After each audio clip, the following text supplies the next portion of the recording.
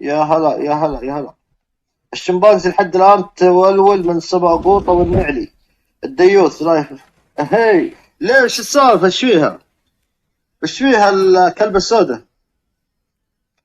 الكلبة السوداء ايش فيها؟ بلاك دوغ. هنين. هنين بلاك دوغ. الكلبة السوداء. ما ادري السفارة يا اخي، تكلموني السفارة قسم بالله يا ابو فهد، انا متورط الحين. متورط يا ابو فهد، كلموني الحكومة يا شيخ. دقوا علي قالوا لي انت خالد البراق، قلت قالوا طيب نبغاك تجي بسرعة عندنا تحضر عندنا. ايش فيه؟ قالوا لا جيت نعلمك. قلت لا كيف لا جيت تعلموني؟ علموني ايش السالفة. قالوا انت تعال وتعرف. قلت ماني بجاي، ماني بجاي لا تعلموني. قالوا انت قد شفت كلبة سوداء في شارع و... وقصيت ذيلها نتفت ذيلها؟ قلت والله بدري.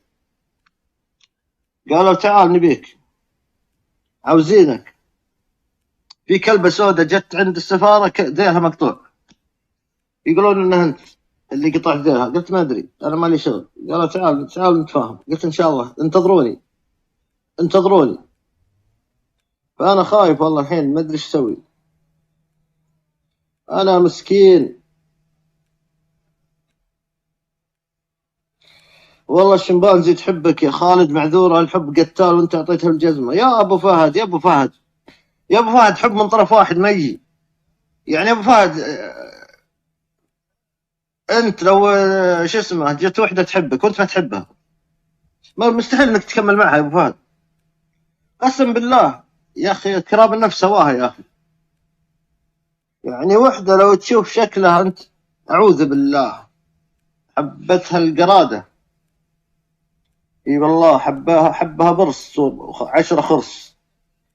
وانا والله سكيت على السفارة وانا حجيب الهدوء وحجيبك.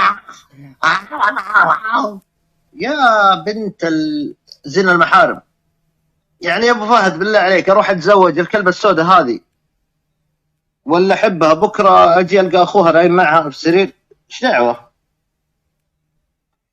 الو سفارة سعودي، سفارة سعودي. ايوه في واحد اسمه خالد فالح اونزي يقول انا عبد السوداء، انا من السودان. قال لها يا بنت الناس حنا محنا بين الشكاوى، روحي يشتكي في الجواب الالكترونيه لا تزعجينا. خلاص قالت يعني اشتكي انا كلمت افاد جرائم الكتروني يعني. قال ايه كلم السفاره يلا مع السلامه، كلمه جرائم الكترونيه مع السلامه. ايوه مع السلامه مع السلامه صديقي حبيبي. ايوه هلا ابو بلتكم. ارحب. هلا ابو صلوح.